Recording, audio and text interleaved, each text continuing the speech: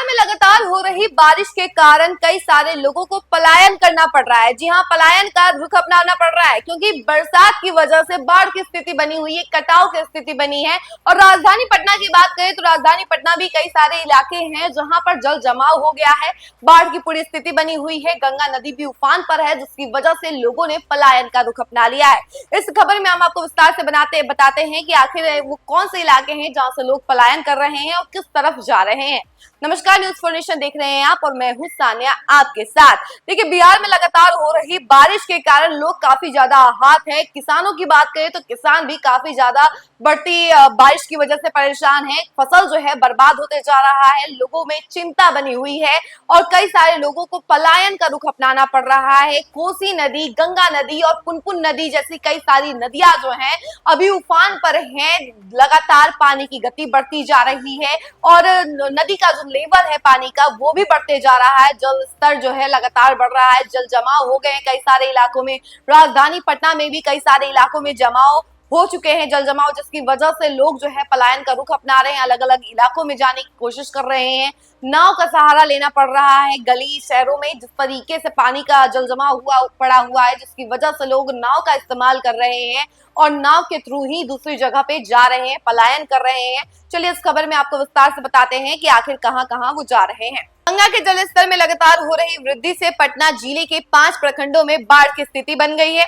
यहां से लोगों का पलायन पटना शहर की ओर शुरू है। जिला प्रशासन की ओर से 35 नावें उपलब्ध कराई गई हैं। सभी सीईओ, बीडीओ और एसडीओ को अलर्ट कर दिया गया है। बुधवार को डीएम डॉक्टर त्यागराजन एसएम ने बाढ़ प्रभावित इलाकों का निरीक्षण किया तथा पीड़ितों से बात की। मनेर, दानापुर, पटना सदर और बाढ़ और मोकामा में बाढ़ का असर है। इन प्रखंडों के दर्जनों गांवों में पानी फैल रहा है, इसलिए लोग सुरक्षित स्थानों पर निकल रहे हैं। अधिकारियों का कहना है कि लगभग 50,000 से अधिक आबादी बाढ़ से प्रभावित है, उन्हें सुरक्षित जगहों पर निकाला जा रहा है। डीएम ने दीघा, पाटीपुल, मीनार घाट और कुर्जी बिन टोली घाट सहित आसपास के क्षेत्रों का दौरा किया तथा बच्चों, महिलाओं, बुजुर्गों आदि लोगों से बातचीत की।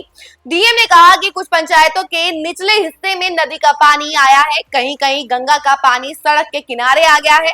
पदाधिकारियों द्वारा लगातार क्षेत्र भ्रमण किया जा रहा है, सभी एजेंसियों को अलर्ट कर दिया गया है। स्थिति पर प्रशासन की पैनी नजर है और आवश्यकता अनुसार नावों की संख्या बढ़ाई जाएगी। किसी भी परिस्थिति में ओवरलोडिंग नहीं हो, इसकी व्यवस्था की गई है। डीएम ने सभी सीईओ और डीएसएलआर को अपने अपने क्षेत्र में भ्रमण करने को कहा है।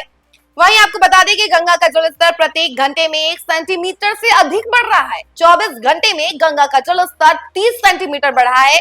मंगलवार को गांधी घाट पर नदी का जलस्तर 50.57 मीटर था, जो बुधवार को बढ़कर 50.87 हो गया है। दीघा घाट पर 50.81 मीटर था, जो कि अब 51.10 मीटर हो गया है। मनेर में 52.74 मीटर से 52.99 हो गया है।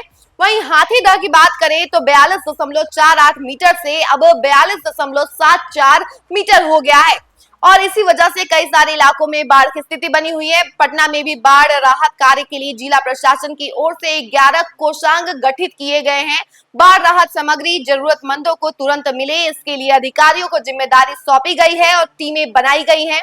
इसमें एसडीएम, डीएसपी और सीओ और थाना प्रभारी को शामिल किया गया है। बुधवार को डीएम डॉक्टर त्यागराजन एसएम ने बाढ़ राहत कार्यों की समीक्षा की। उन्होंने कहा कि राहत कार्य में कोताही नहीं होनी चाहिए। तो आपने देखा कि किस तरीके से हर जगह पर अभी बाढ़ की स्थिति बनी हुई है और भोजपुर में भी ऐसे कई सारे गांव हैं जहां पे कटाव की स्थिति बनी हुई है।